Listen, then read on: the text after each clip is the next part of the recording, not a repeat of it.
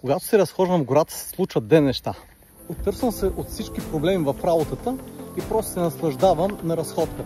Раздвижвам си крайниците, раздвижвам си кръвта, раздвижвам си цялото тяло и се освобождавам от този застоял начин на живот, който имам пред компютъра.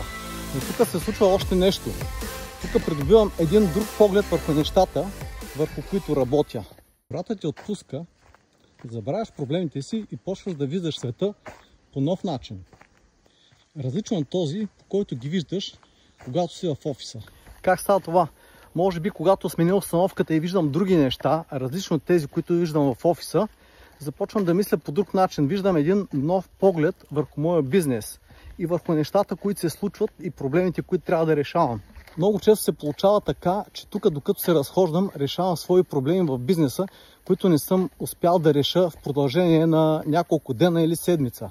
Това идва да им покаже, че всеки един човек има нужда от още един допълнителен поглед върху нещата, върху които е съсредоточен, защото когато той е съсредоточен и е фокусиран върху нещо, губи представа за нещата около това нещо, което също влияят не само на неговия бизнес, но и на него самия. И точно това е най-ценното, което получава един клиент, който се хвани с рекламна агенция или с дигитална агенция, която да се занимава с развитието на неговия бизнес.